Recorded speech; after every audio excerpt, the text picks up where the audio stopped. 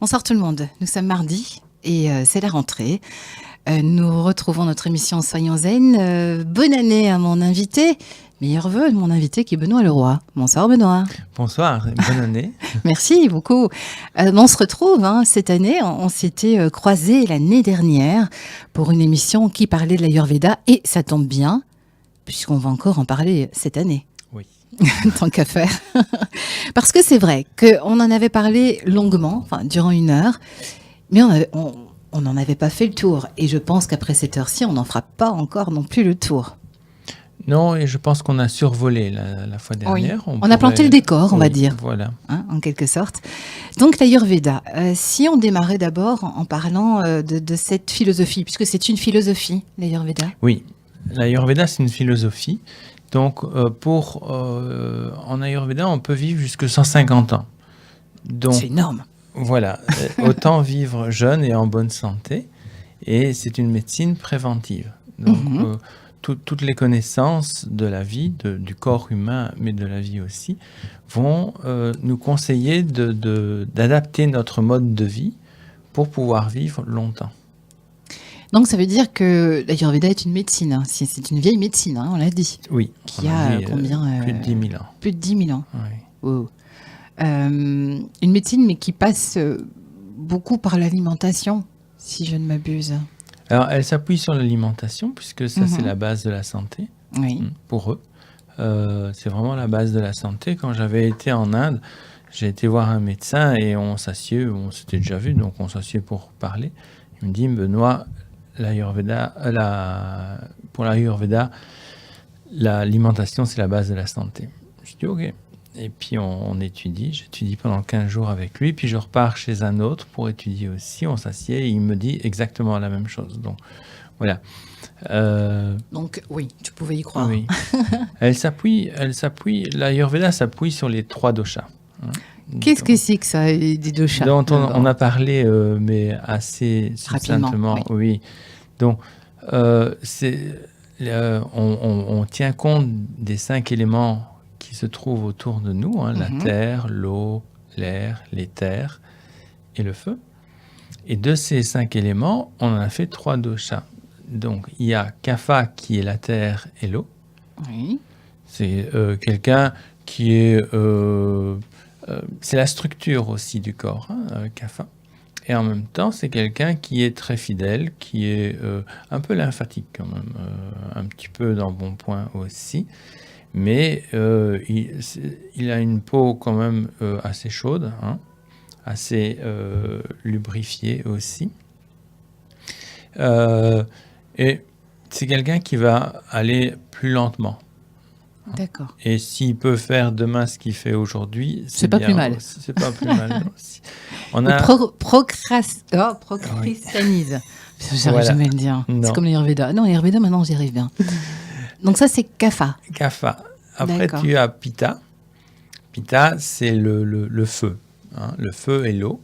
Donc, c'est quelqu'un l'inverse, je veux dire, parce que l'eau éteint le feu. Donc... C'est pas grave. C'est soit le feu, l'eau, le feu. Il y a 7 constitutions différentes.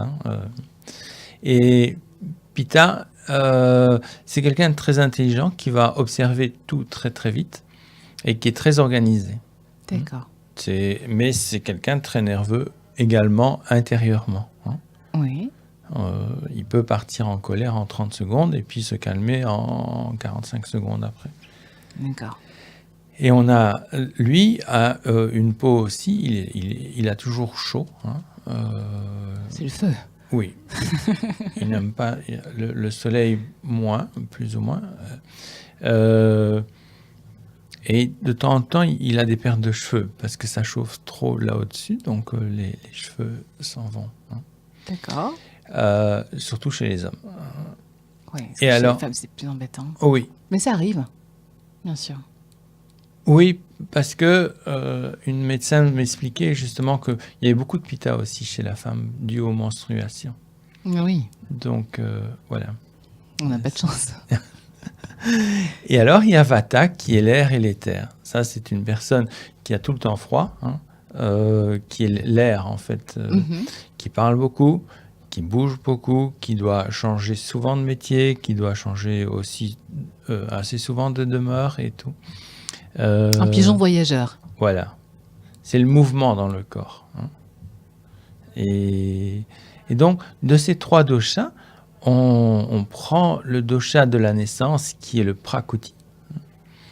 Le dosha de la naissance, c'est-à-dire Notre propre constitution.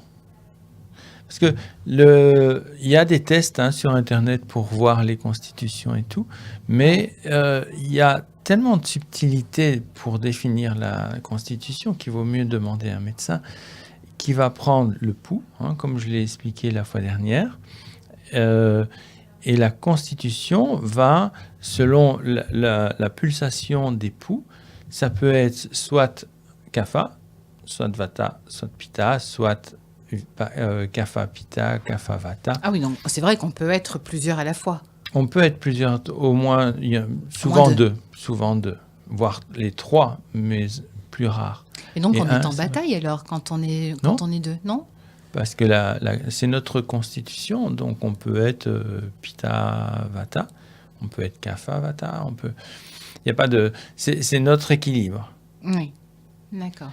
Et ça c'est le prakriti, et le vikruti, c'est la constitution du jour qui change tout le temps, selon ce qu'on vit à l'heure actuellement, selon les émotions qu'on a, selon nos habitudes, selon qu'on est dans le haut ou dans le creux de la vague.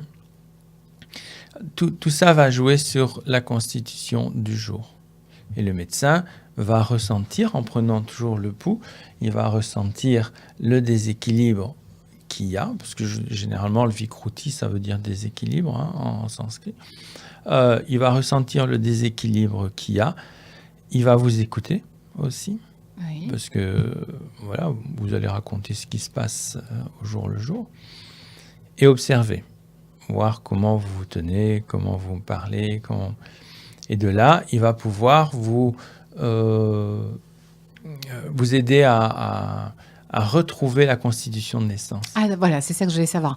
Donc l'idéal, c'est de retrouver cette constitution de base, de naissance. Oui. Parce que c'est celle qui nous correspond, enfin, qui nous a été accordée, ou qui nous correspond parce que c'est comme ça? Non, ça c'est la nôtre, qui n'a pas. On est avec cela. On avait parlé de la maternité l'autre fois et des préconceptions. Généralement, on masse l'homme et la femme avant la conception pour rééquilibrer leur dosha, pour que l'enfant ait un dosha, une conception en équilibre. D'accord. Oui. Parce que j'analyse. Parce que ça joue aussi au niveau de la conception. Ça va jouer sur notre propre conception. D'accord. Et est-ce que ça peut arriver qu'on n'arrive jamais à retrouver cet état initial? Alors, on la retrouve de temps en temps, mais elle est en évolution perpétuelle. Et c'est ça qu'on n'est pas bien dans sa peau parce qu'on n'est pas ce qu'on est normalement à la base? Alors, il y a tellement de facteurs pour ne pas être bien dans sa peau. C'est pas facile de dire que c'est ça. Maintenant, s'il y a un déséquilibre, oui. Si vous avez un déséquilibre en vata, s'il est trop haut, vous allez être en déprime. D'accord. Parce que le vata, c'est l'air et tout, mais ça fait partie des angoisses. Oui, mais si on est vata à la base. Mais tant que vous êtes en équilibre, il n'y a pas Vous savez que vous pouvez être angoissé, mais pas à ce point-là. D'accord. C'est dès qu'il y a un déséquilibre. Kapha, s'il y a un déséquilibre, vous restez dans votre fauteuil, vous ne bougez plus. D'accord. Alors, justement, comment peut-on rééquilibrer? Alors, on rééquilibre. Soit on fait l'inverse du dosha. Si je prends Kapha, qui est plutôt un peu lymphatique, qui est qui préfère être rester chez soi et tout. Popote, tranquille, voilà. On va l'inviter à sortir de sa zone de confort, à faire du sport, mais tous les jours, hein, 1 heure de sport pour revenir un petit peu comme si c'était Pitta. Donc, c'est l'inverse. D'accord. Et ça va rééquilibrer Kapha. Au niveau nourriture, Kapha, comme on a vu l'autre fois, c'est le sucre. Donc, on va supprimer tout ce qui est sucre et on va donner de la nourriture beaucoup plus piquante. Hein. Ah oui. On va mettre plus de poivre de Cayenne et autres. Mais si on est vraiment accro au sucre, on fait quoi? Ah, ça, il faut... l'accro au sucre peut s'enlever assez facilement. Il suffit d'enlever tous les sucres pendant quelques jours. Hein. Les 3 premiers jours, c'est les plus durs. Oui, c'est comme quand on arrête de fumer. Ça. Voilà. Et puis après, c'est facile.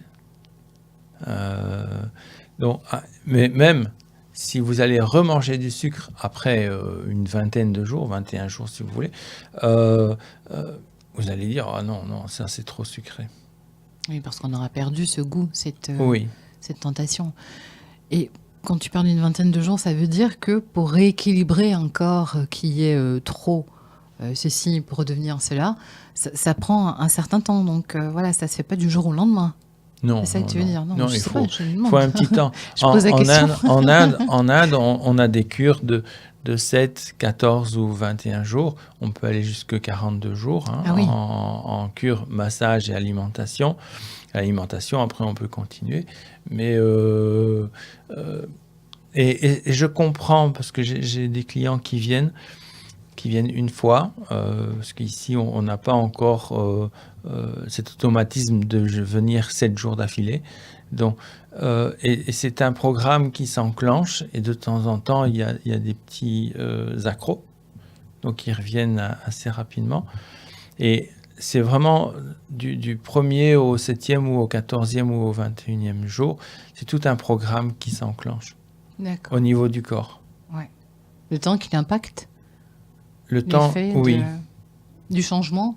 Oui, parce que au niveau alimentation, on va rééquilibrer avec l'opposé du dosha qui est en déséquilibre. Et au niveau des massages, on va combine, en fait. On va aussi jouer là-dessus. Donc, on va... pour quelqu'un qui est en excès de pitta, on va le masser avec de l'eau froide, par exemple, ou de l'huile froide. Hein. Et lentement, on ne va pas aller le stimuler encore. Hein. Oui, non, parce qu'il faut le calmer. Voilà. D'accord. Ok. Donc ça, c'est la combinaison massage et alimentation. Oui. Bon, justement, puisqu'on va quand même parler de ces fameux massages, je peux en parler maintenant parce que j'ai testé. C'est juste fabuleux, évidemment. Je ne sais pas si tu as travaillé sur mes doshas, j'en sais rien du tout, mais en tout cas, c'était super bon. Il y a différentes formes de massage, comme tu le dis, à l'huile froide, à l'huile chaude. Voilà. Comment ça fonctionne réellement, un massage pour le rééquilibrage des doshas? Voilà. Tu l'as dit, ça dépend un petit peu de ce qu'on est à la base. Un massage va rééquilibrer déjà. Un abhyanga, donc le massage complet du corps, à l'huile, ça rééquilibre.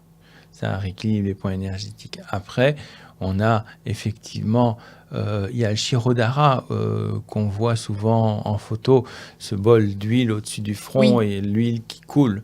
Et ici, on se dit, ça doit être relaxant et tout. Là, ils s'en servent comme médecine, comme médicament, puisque ça joue sur le système nerveux. Ah bon? Ça va jouer sur tout le système nerveux. Donc, dès qu'il y a une maladie du système nerveux, on va faire du Shirodhara. D'accord. Pour rééquilibrer. Et donc, selon le besoin, si c'est trop de pitta, on va faire un Shirodhara à l'eau froide. Et froide. Hein, oui. Oh. Si c'est juste pour essayer de décrocher le mental, mais quand même relaxer le corps aussi, on va le faire à l'huile chaude. Mais on peut le faire aussi au lait. Hein. Au lait? Oui. Oui. selon ce qu'on veut obtenir et réparer, soigner comme maladie. Et on ne fait pas simplement couler. Ça se passe comment? Alors, les Shirodhara, la plupart du temps, ils le font en balancier, couler sur le front pendant, en Inde, c'est 25 minutes d'abord, puis 30, puis 35. Simplement laisser couler? Oui, mais en balancier. Ah ouais. Donc, il part d'une tempe et il va à l'autre. Hein. J'ai étudié avec un médecin à Pondichéry et là, on a 7 mouvements différents. Il y a des 8, il y a plein de mouvements. Hein. Et ça a un impact assez fort aussi. Simplement liquide, donc on ne va pas utiliser les doigts pour masser Non, ou quoi que ce soit? On ne touche pas? Non. D'accord. J'ai vu dans certains films où il y en a qui massaient effectivement les pieds et tout. Là où j'ai appris, hein, que ce soit dans le nord ou dans le sud, ils ne touchaient pas. Donc c'est simplement ces mouvements avec le liquide utilisé qui fait que on va rééquilibrer alors. Oui. Ah, c'est surprenant. Et ça joue sur tout le corps. Quand j'ai étudié donc à Pondichéry avec Rachesh, c'était 7 mouvements différents. Il m'a dit on te le fait, puisque j'étudiais avec un autre Indien. Et on reviendra dans 25 minutes après. On te laisse tranquille et on vient dans 25 minutes. Et là, je me suis dit ok. Et j'ai senti vraiment tout le bienfait qui se faisait dans tout le corps, jusqu'aux doigts de pied. Oui. Et à un moment donné, je sentais que ça s'arrêtait. Je me dis, je vais pouvoir me lever. Et le médecin revenait avec l'autre élève. Donc, c'était vraiment bien précis. Oui, c'est fou, ça. Quand on explique comme ça, on se dit, tiens, comment est-ce possible? Comment est-ce possible? Comment des mouvements, comment ce liquide qui coule sur la tête peut amener à un tel bien-être? Oui, vraiment, c'est très, très agréable. Ça peut être juste relaxant. Là, on le fait 15 minutes, hein, donc on ne part pas dans la thérapie. Ou on part à ce moment-là, 25, 30, 35. Ça peut aller un peu plus, mais là, ça se fait en milieu plus connu. Je ne connais pas encore tout. Comme je disais l'autre fois, je ne connaîtrais pas tout l'Ayurveda. Et effectivement, il y a... si tu peux vivre jusqu'à 150 ans, tu peux faire un effort, Benoît. Les médecins avec qui j'ai étudié, ils ont étudié pendant 15-20 ans avec leur médecin, leur maître. Hein. Donc, il y a vraiment toute cette philosophie, cette connaissance de la vie et du corps. Ils ont une connaissance du corps incroyable. Hein. Qu'on n'a pas nous encore ici, vraiment. Qu'on n'a plus. Qu'on n'a plus? Je pense. Oui. Je pense que dans le temps, il y avait cette connaissance. Pourquoi maintenant les remèdes de grand-mère et tout. C'est devenu plus tabou maintenant, ici, chez nous? Non, on n'y prête plus attention. Ah oui, tout simplement. Je pensais après-midi aussi. Il y a des gens qui viennent parce qu'ils ont mal. Donc, je les masse et tout. Ils n'ont plus mal. Ils repartent. Et je n'entends plus parler d'eux. Mais à un moment donné, ça va coincer parce que les tensions sont toujours là. Donc, si on ne va pas jusque la racine, à un moment donné, ça va revenir. Oui, parce que tu me disais justement que moi, je n'ignorais rien. Je ne suis pas kiné, je ne suis pas médecin. Voilà. On a 4 couches de muscles, c'est ça? Dans le dos. Hein. Oui, c'est déjà pas mal. C'est déjà pas mal dans le dos. Hein. Mais voilà, et donc justement, quand tu fais un massage, tu y vas par couche quelque part, ou ça réveille des couches? Voilà, oui, ça réveille des couches, et ça réveille aussi les émotions. Hein, puisque le corps enregistre toutes les émotions, toutes les paroles. Tout est inscrit. Tout est inscrit. Et donc, il faut d'abord défaire cette première couche, dénouer cette première couche. Et comme tu dis, aller jusqu'à la racine. Oui, parce que le corps est quand même assez intelligent. Enfin, c'est ce que j'observe. C'est que il va mettre une couche bien dure, comme une minerve, pour éviter qu'on ait mal à la racine. Mais le mal est là quand même. Mais le mal est là. C'est insidieux, quoi. Le mal est là. Ouais. Et donc, on peut euh, euh, il faut aller vraiment en dessous. C'est comme je t'expliquais l'autre fois, c'est si on coupe une mauvaise herbe, elle va repousser aussitôt. Mhm. Si on enlève toute la racine, elle ne repoussera pas. Mhm. Et là, il faut aller vraiment jusqu'au fond. Le médecin avec qui j'étudiais à Pondichéry, justement, me disait, j'avais une dame, je soignais son genou. Et à un moment, elle a eu très mal, elle ne voulait plus venir. Et il me dit, non, il faut que tu continues, c'est là. C'est quand ça fait Tu es vraiment mal. au cœur du mal, c'est la source. Et elle n'a pas voulu. Non. Mais c'était le moment justement D'y d'enlever. aller, quoi. Après, elle est revenue plus tard, mais elle avait toujours mal au genou. C'était vraiment le moment d'enlever ce mal. Mhm. Mais ce n'est pas en une séance de massage, bien sûr, que tu arrives à les dénouer Non. et d'arriver à la racine. Non. Ça t'est déjà arrivé ou pas ou non? Enfin, je veux dire, est-ce que ça t'est déjà arrivé de pouvoir aller extraire ce mal, d'y arriver à la racine en un seul massage? De temps en temps, mais la racine n'est pas profonde. Et pourtant, enfin, Dieu sait que tu dis, ça peut être très loin. Ça peut aller très loin. Ça peut, ouais, c'est ça. Et donc, voilà, pour tous ceux qui vont y faire un massage, si ça fait mal, c'est parce qu'on arrive à toucher quelque chose de... ouais, là où se situe vraiment Oui, là la clé du où problème. on avait le mal à l'origine. D'accord. En fait, moi, quand tu me massais, je me rends compte que finalement, on a mal partout. C'est ça qui est assez ahurissant, c'est que tu as des points qui font mal, mais partout. Oui. Donc, on expliquait l'autre fois qu'il y avait 72 000 points sur le corps énergétique. Ça, je m'en rappelais pas, par contre. 72 000 points. Mais c'est énorme. Et ils sont répartis en 107 en Ayurveda. C'est les points, les marmas.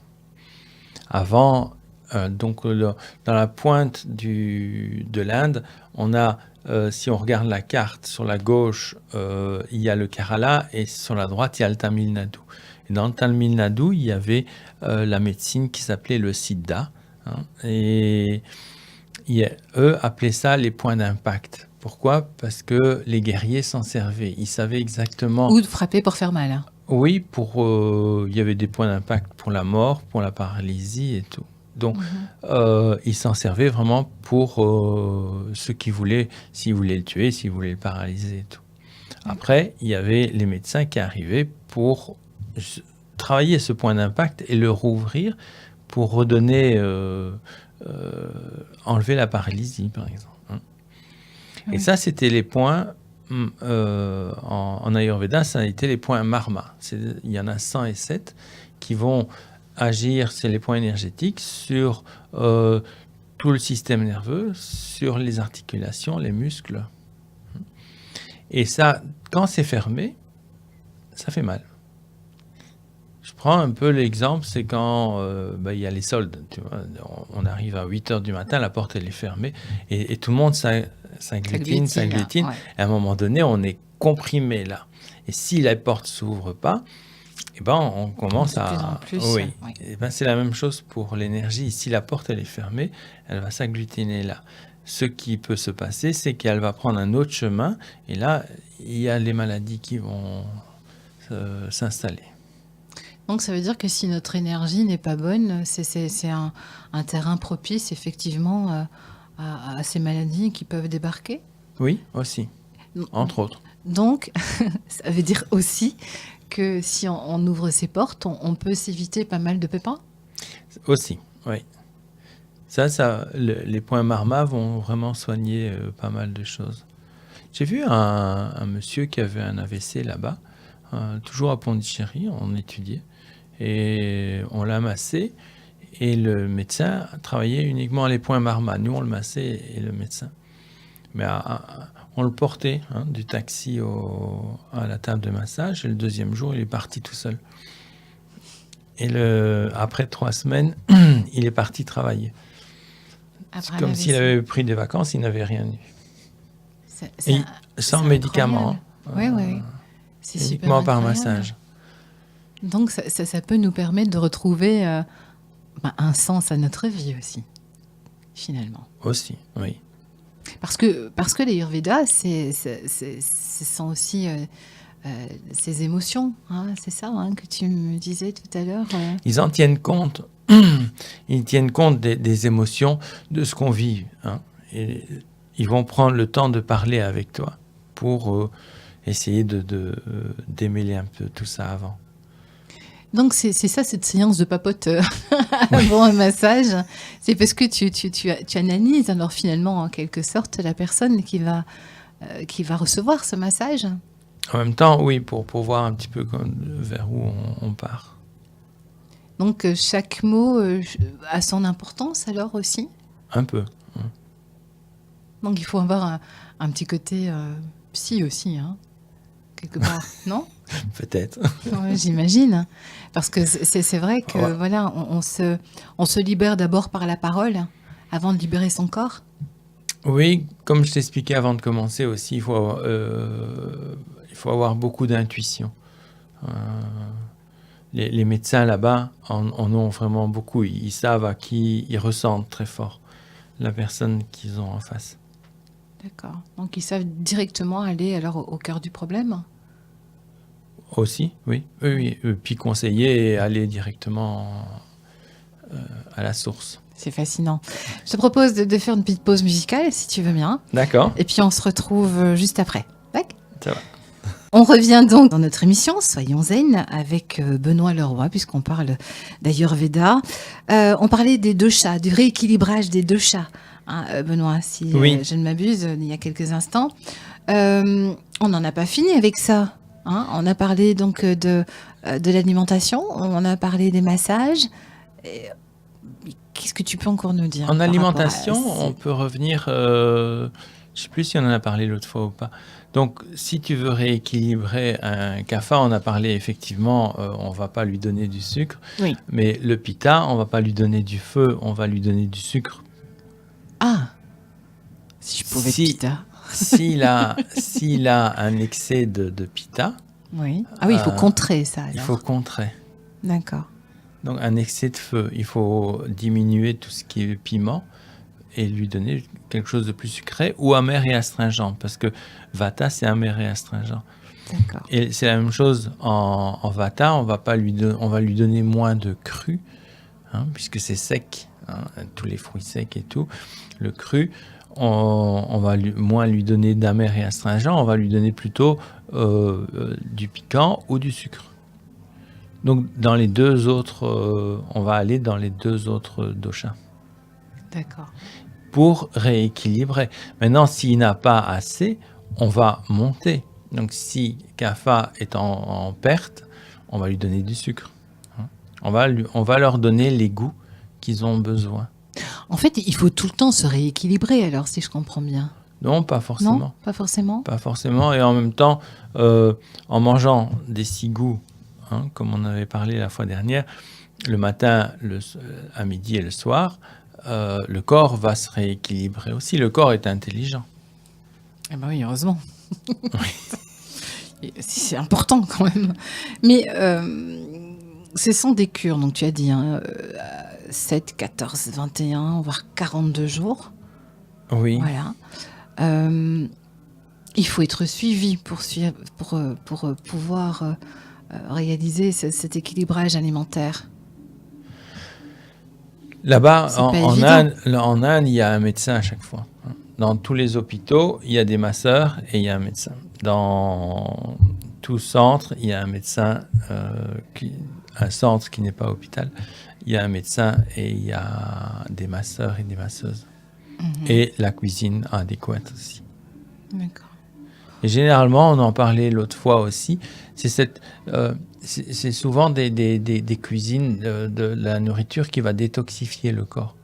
Donc, on va retrouver de la coriandre dedans, on va retrouver du cumin, du curcuma, qui est un antiseptique, mais aussi des graines de moutarde pour le feu digestif, justement pour ceux qui n'en ont pas assez. Parce que c'est là aussi, c'est que dès qu'il y a donc il y a les 3 doshas, puis il y a les 5, chaque dosha a 5 sous-doshas qui sont dans le corps. On ne va pas rentrer là-dedans en profondeur, mais ils sont répartis dans le corps, les sous-doshas de Vata, les sous-doshas de Pitta. S'il y a des infections ou quoi, ça s'appelle des malas, surtout dans le système digestif, qui peuvent être au niveau de l'estomac, au niveau des intestins ou du côlon. On va pouvoir définir aussi un petit peu les maladies qui viennent de là. Et ce qu'on va faire, c'est nettoyer tous ces malades, toutes ces infections par la nourriture pour détoxifier ou par certaines médecines comme le Triphala. Triphala, c'est une poudre à base de 3 plantes. Il y a amla plus 2 autres racines. Et ça va aller nettoyer les intestins. Parce qu'un intestin propre, pour eux, c'est la santé. Oui, ça, on le dit souvent, que si on pouvait faire justement cette espèce de lavage d'intestin au moins une fois par an, parce qu'il paraît qu'on emmagasine. Oui. C'est pas beau à voir. Non, et c'est de là que la nourriture indienne, ou ayurvédique, est assez importante parce que ça nettoie régulièrement le tube digestif. Donc, beaucoup les épices, alors, comme tu disais. On joue avec les épices, comme je disais l'autre fois, non pour aromatiser, mais pour digérer. Pour digérer le légume qu'on va manger, mais aussi pour nettoyer les intestins. D'accord. Alors, cette cure, tu me parles d'une cure justement Papita, Kapha, c'est ça? Oui. Donc, tu m'as parlé d'une cure, c'est très... c'est drastique en fait comme chose. C'est vraiment respecté, c'est pas facile non plus. Si, c'est facile. Oui, tu trouves? D'abord, la nourriture, c'est un régal. C'est vraiment un régal. Donc, on ne se punit pas. Ce n'est pas une diète, c'est vraiment une cure pour aller mieux. Mais en même temps, tout ce qu'on mange, c'est bon. C'est gustatif. Oui, d'accord. C'est gustatif. Non, on se régale. Une fois, j'étais à Kovalam et il y avait justement le patron d'un relais château en France qui était avec moi. Il dit « Ah non, si on ne peut pas manger de viande et tout pendant 15 jours, qu'est-ce que je vais faire ?» Et au 3e jour, il dit « Oh, écoute, si on mange comme ça tous les jours, ok, c'est bon. » Ah oui. Parce que c'est gustatif. Principalement des légumes? Oui. Et très peu de viande alors? On a des lentilles, il n'y a pas de viande. Pas de viande du tout? Non. Ah oui, c'est végétarien. Il y a des lentilles, ouais. Qui sont les protéines. Ouais. Non, provoque pas, puisque j'ai expliqué l'autre fois, on va mettre justement de l'aza fétida ou du fenugrec pour éviter tous les gaz. Ouais. Donc, dès qu'il y a un légume comme les choux, comme les lentilles, qui fermentent, qui peuvent provoquer des gaz, on va mettre de l'aza fétida, qui est une poudre d'écorce, ou du fenugrec dans l'alimentation, et ça va empêcher cette fermentation et ces gaz. Oui, mais quand on vit ici, trouver ces épices, c'est pas le parcours du combattant? On trouve facilement? À Liège, il y a un magasin indien, là, rue du Pont. C'est là que je vais acheter les épices. Maintenant, il y a un autre, rue de Serbie, à côté de chez Cortina. Un fou d'épices, là. Vraiment un passionné. Il ne fait que ça. D'accord. Et il y a de l'aza fétida là-bas aussi. Je ne connaissais pas du tout. Ce sont des mots, moi. Non, ici à Liège, on peut trouver. On peut trouver facilement. Oui. Dans les campagnes, un peu plus difficile. Mais bon, on n'est pas très loin de Liège. Non, ça c'est clair. Et donc voilà, donc il y a des lentilles. Qu'est-ce qu'il y a d'autre que vous... Enfin, tous les légumes alors sont préconisés? Oui. Vraiment tous? Tous. Oui, puisque forcément, il n'y en a pas qui vont provoquer des choses comme ça. Quand on fait un régime traditionnel, on nous dit toujours il ne faut pas manger telle chose, tel légume, ceci, cela. En Ayurveda, tout. Puisque parce que les épices va contrer les effets qui pourraient être... Et puis ils vont aider à digérer. Alors, la médecin avec qui je travaille pour le moment, elle préconise aussi de manger local. Tu fascines ici en Belgique. Hein. De manger... On a oui, on a quand même pas mal de légumes. Oui, donc, c'est vrai. de manger à 10 km à la ronde autour de chez soi. Pourquoi ? Pour garder l'énergie. Parce qu'on vit dans cette d'accord. énergie. On vit là où on vit, il y a une certaine énergie. Et les légumes, pour notre corps, seront mieux digérés, puisqu'ils sont dans la même énergie que la nôtre. Ok, d'accord. Donc, effectivement, il faut aller trouver le petit... les petits producteurs, mais il y en a de plus en plus. Oui, tout à fait. Il y en a beaucoup qui s'installent. Je connais, j'ai vu beaucoup de femmes qui y vont, qui deviennent maraîchères et tout. Donc, pour ça, il n'y a pas de difficulté ici à trouver. Il vaut mieux manger local et de saison que d'aller chercher ailleurs. Et la cuisson à l'eau, alors, ou vapeur, ou vous mettez quand même un peu d'huile, quelque chose quoi, qui fait que... Oui, la cuisson, elle se fait, ça dépend. Il y en a qui font à vapeur. Tu peux mettre de l'huile, tu peux mettre du ghee, l'huile de coco, le ghee aussi, donc le beurre clarifié, ou un peu d'eau, si tu fais un curry. Il faut prendre des cours pour ça. Parce que je dis oui, mais c'est facile. Bah oui. Bah quand on est dedans, oui, c'est facile, ça c'est clair. Quand on n'est pas dedans, c'est voilà, les gros points d'interrogation qui arrivent. Donc ça, c'est pour la partie alimentation. Je dis ça parce qu'en fait, il est déjà 50. Donc, si tu veux parler d'autres points, c'est maintenant, parce qu'on n'a plus que 10 minutes. Ça va très vite, décidément. Non. C'est effrayant. Non, non. J'expliquais, souvent, ils pratiquent le panchakarma. Le panchakarma, là-bas, c'est 5 actions, et dont les massages et l'alimentation jouent beaucoup pour rééquilibrer. Il y a un beau film sur Arte qui est 365 degrés Géo, Ayurveda. Qui explique, ça se passe à Varanasi. Et là, vraiment, ils expliquent, il y a une dame qui a beaucoup trop d'arthrose et un qui est diabétique. Et là, ils expliquent un petit peu comment ils font, comment ils procèdent. Ouais, c'est toujours intéressant de pouvoir aller voir. Donc ça, on peut voir en même temps de visu. Aussi. Oui, mais voilà, parce que je crois que c'est vrai, on en parle, mais on ne se rend pas vraiment compte. C'est tellement presque irréel. Quelque part. Oui, il y a un autre film aussi, c'est Mon médecin indien, où c'est une Parisienne qui s'est fait soigner du cancer là-bas. Et son médecin cancérologue a été avec elle pour essayer de comprendre comment il travaillait. Oui. Si elle serait bien que ça soit plus abordable, enfin plus testé par d'autres médecins, justement. Bon, ça c'est un autre débat. Non ? Oui, je pense que toute médecine a... De toute façon, c'est bon et c'est moins voilà. de côté. Non, on va dire ça comme ça. On a parlé donc de ces deux chats. Moi, je voudrais quand même revenir un petit peu, si tu veux bien, ne fût-ce quand même que quelques secondes sur les massages. Tu as parlé donc de ce massage avec... le Shirodhara. Tu le dis, moi je peux le croire. Tu as aussi donc le massage du corps complet. Oui. Tu as aussi le massage avec les pochons. Oui. Ça c'est bon.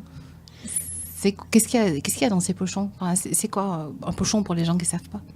Alors le pochon, c'est un pochon avec des herbes dedans. Ou là pour le moment j'utilise de la noix de coco. Mais sinon je ramenais des herbes d'Inde. Il y en a souvent entre 60 et 80 différentes. C'est une poudre que tu mets dans le pochon et qui sont ciblées pour les maux de dos, qui sont ciblées pour à chaque fois, c'est toujours ciblé. En Inde, ils ont toute une série d'huiles. La base, c'est toujours soit l'huile de coco, soit l'huile de sésame, plus souvent l'huile de sésame. Et dedans, ils vont mettre des herbes et qui vont laisser chauffer pendant, ça peut être de 8 heures jusqu'à 3 mois. Et chaque herbe, chaque huile a vraiment quelque chose de spécifique. Donc on va travailler avec une huile pour la colonne vertébrale, on peut travailler pour le dos, on peut travailler le mal en général, on peut travailler pour les articulations. Ils ont toutes ces huiles là-bas, ce que je n'ai pas ici. Hein. Et ici, j'utilise plus pour le moment la noix de coco. Pourquoi ? Parce que ça va aller détoxifier aussi, ça va aider. Mhm. Et donc, comme je disais, quand le corps est intelligent, je trempe dans de l'huile et puis j'essore et puis je passe sur le corps pour aller détoxifier, pour aller faire transpirer. C'est une suédana, donc transpirer le muscle pour qu'il se détoxifie. Et quand on peut passer, et au moment où le corps a besoin de cette chaleur-là, il va prendre tout. Et là, la personne va avoir une sensation de brûlure. C'est le corps qui aspire toute la chaleur du pochon. D'accord. Et à la même température, ça peut être un Une ressenti sensation différente à 1 centimètre près, quoi. D'accord, donc c'est le corps vraiment qui va corps, chercher ce dont il a besoin. Oui. Alors, quelque part. C'est ça que tu disais, il est tellement intelligent, ce corps. Oui, mais vraiment, c'est ça, tout à fait. Donc ça, ce sont des massages plus pour détoxifier, alors ? Ça va aller détendre le muscle. Ça va atteindre des couches que nous, on n'arrive pas avec les doigts. Mm-hmm. Je parlais l'autre fois aussi du basti. Donc l'huile qu'on met sur le dos, à différents endroits ou jusque la nuque. Et donc c'est de l'huile chaude, mais pas brûlante, chaude, Oui. qu'on dépose dans un étang qui est fait par une pâte à sel. Et dès qu'elle tiédit, on la retire. Et puis on remet de la chaude, puis on la retire pendant 20 minutes. Et ça va aller travailler, ça va vraiment aller travailler en profondeur. D'accord. Wow. Pour les lumbagos, pour les hernies, tout ça c'est bon. Mm-hmm. Et puis alors il y a ce fameux massage bol kansu. Il y a le massage bol kansu. On en avait parlé un petit peu l'autre jour. Il y a les pochons avec du lait pour les articulations. Donc, c'est un pochon avec du riz dedans. Et avec l'amidon, ça va aller travailler sur les articulations. Et le lait. Donc, on prend du lait chaud à la place de l'huile. Et on va aller masser la personne sur les articulations, mais sur le corps en même temps. Donc, si on a du rhumatisme, par exemple, on peut éventuellement se faire traiter comme ça avec... Oui. C'est fascinant, en fait. Parce que finalement, tous nos bobos... peuvent se soigner de manière très pas simple, parce qu'il faut connaître ce métier aussi, mais je veux dire de manière naturelle, sans avoir recours à par exemple des infiltrations ou des choses comme ça. Même si on dit toujours qu'il ne faut pas mettre de côté la médecine traditionnelle. Voilà, on vit ici dans un pays où il y a la médecine traditionnelle, donc on est plus amené. Effectivement, par l'Ayurveda en Inde, eux pratiquent autrement. Donc, c'est même si, comme on en parlait l'autre fois, la médecine traditionnelle est bien implantée avec les Anglais, il reste pas moins que l'Ayurveda est très, très prisé là-bas. Est-ce qu'ici, en Belgique, il y a beaucoup de masseurs ayurvédiques ? Alors, on me le demande. Je ne connais pas trop. Il y en a. Je sais qu'il y a à Tapovan, il y en a qui ont appris pas mal de Belges, mais je ne peux pas vraiment savoir comme ça. Non. Dire. Mais ce sont quand même des massages qui sont connus. Enfin, je veux dire, il y a quand même une demande. Oui, ça commence. Parce que les émissions radio en parlent. Les journaux en parlent aussi. En parlent aussi. Donc, les gens commencent à s'y intéresser. C'est par curiosité qu'en général, les gens viennent la première fois ? Souvent, voir un petit peu et puis après, ce qui se passe. J'en vais tout le temps. Je dis, je parle en connaissance de cause, ayant testé, parce que voilà, je voulais enfin savoir de quoi je parlais quand je fais une interview. Et puis, en fait, on aimerait bien en avoir un tous les jours, quoi. C'est ça le problème. Oui, ça fait du bien. Ah, ça c'est Vraiment, un bien fou, franchement, oui, c'est vrai. Ça décrasse bien le corps. Oui, tout à fait, on se sent très bien et c'est à découvrir, en tout cas, pour vous qui nous écoutez. Si vous ne connaissez pas encore ces massages ayurvédiques, voilà, on peut aller trouver Benoît Leroy, par exemple. Merci. Oui. C'est un site internet, on peut le rappeler. Donc c'est www.shvasa, shvasa.org. D'accord. Et puis alors, il y a aussi donc, cette cuisine ayurvédique dont tu parles très bien, qui nous donne faim. Ça, c'est sûr, qui nous donne envie. Mais voilà, on ne s'improvise pas non plus cuisinier ou cuisinière ayurvédique. Donc, tu donnes des formations. Je donne des cours. Pour le moment, je suis en pause parce que j'aimerais bien retransformer encore. Et puis, c'est encore l'hiver et tout ça. Oui. Enfin, mais au mois de... dans son cocon. Allez, mars, avril, ça reprendra. Donc, je donne une fois par mois, un mercredi soir. D'accord. Ça dure combien de temps ? Qu'est-ce que tu proposes concrètement durant ce cours ? Alors, ça commence à 18h30. Là, on attend les personnes. À 45, on commence. J'explique. Je parle comme maintenant. Et puis après, je donne une recette à chaque participant. Et ils se mettent par 2 ou 3, suivant le groupe. Et ils cuisinent un plat. Donc, tous les ingrédients sont sur place. Tous les ingrédients sont sur place. D'accord. On ne doit pas venir avec son petit sac à dos rempli de victuailles. Toutes les épices, tout est prêt. Tout est prêt. On choisit la recette qu'on a envie de faire. Et puis, chacun cuisine. On est tous autour d'un plan de travail et ça donne de la bonne humeur. Ah oui, ça doit être. On s'amuse bien. Puis on goûte un peu et après, on goûte, on mange ensemble. Mais donc, il y a une façon de préparer alors les choses. D'accord, il y a les épices, mais je veux dire, la préparation en elle-même, il y a quelque chose de particulier par rapport à la manière dont on cuisine, nous ? C'est donné sur la recette, mais effectivement, on fait un vagar. Donc, le vagar, c'est ce qui va aider le mieux à digérer. Donc, on commence par chauffer le ghee. On met les graines de moutarde, on met le gingembre frais, l'ail, l'oignon. Ça, c'est le vagar. C'est la base, alors, tu veux dire ? Oui, la base. On peut mettre aussi des graines de coriandre aussi dedans. La zafétida, si on a du faux ou le fenugrec. Et puis après, on mettra les légumes et les épices. D'accord. Il y a quand même comme une espèce de rituel à respecter. Oui, un peu. Ouais, d'accord. Et le fameux ghee aussi, donc forcément ce beurre clarifié. Oui. Qui finalement, ça devrait être la base de toute alimentation, enfin de toute cuisine finalement, plutôt que d'utiliser du beurre normal ou de l'huile. Le ghee est vraiment quelque chose qui est très bon pour la santé. Comme j'expliquais l'autre fois, on s'en sert même en clinique. On peut le boire. Si on le boit comme ça, c'est pas toujours, c'est pas du vin, mais ça va nettoyer toutes nos cellules. Ah oui. Parce que dans chaque cellule, on a aussi ces constitutions de Vata, Pitta, Kapha.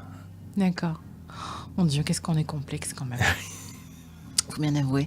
Et donc cette préparation de ghee, c'est aussi, je suppose que tu l'expliques. Oui, voilà. C'est assez simple à faire. Et ça se conserve bien. Là, on en vend un peu plus dans les magasins. Donc, on peut en trouver en bio ou dans le magasin indien. Et sinon, autant le faire soi-même, aller acheter le beurre à la ferme et puis faire soi-même le ghee. D'accord. Bon, eh bien, ces cours, c'est repris aussi sur ton site internet ou sur ta page Facebook, j'imagine. Donc, pour être au courant de ce que tu fais. Voilà, Benoît, c'est l'heure de se quitter.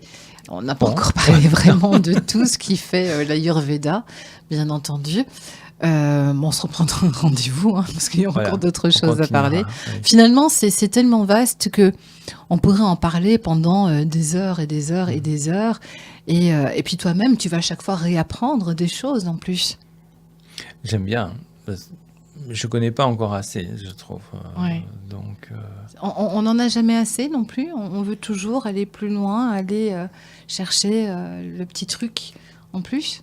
Oui, comme je disais, les médecins, ils restent 15 ans avec leur maître et tout. Moi, j'y vais plip-plop, donc c'est un peu le colibri, je vais chercher des gouttes.